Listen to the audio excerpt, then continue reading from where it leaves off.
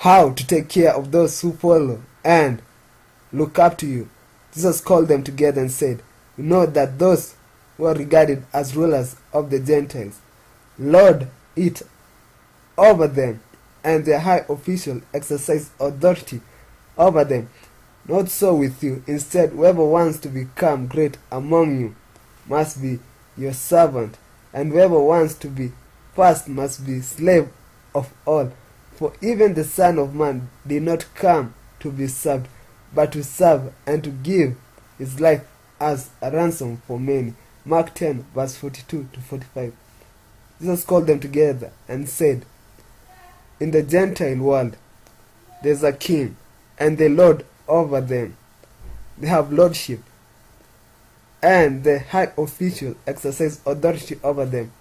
But not so with the Christians or the followers of Christ, or how God sees authority." Jesus said, "Whoever wants to become great among you must be your servant, and whoever wants to be first must be slave of all. Now, even the Son of Man, even him himself, did not come to be served, but to serve and give his life as a ransom for many." You have to give service to others. And if you want to become first, you must be slave of all. Service is looking beyond yourself. If a king does work for the people will be amazed, because how does a king come and work for the people and become slave of everyone so that he must be first?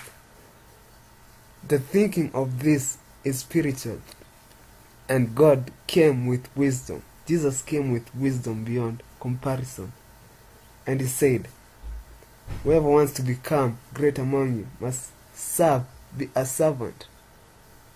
A servant is regarded highly in the kingdom of God. If you can help other people, God will help you and will regard you highly, because that is how he sees us.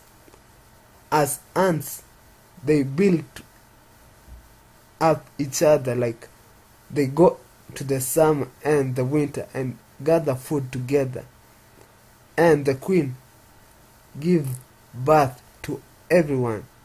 So there's no king, just giving birth and taking food for storage in the ants world.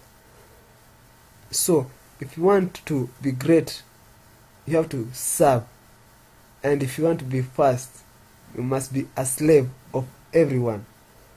The Lord answered, "Who then is the faithful and wise manager, whom the master puts in charge of his servants, to give them their food allowance at the proper time? It will be good for that servant whom the master finds doing so when he returns. I tell you the truth, he will put him in charge of all his possessions.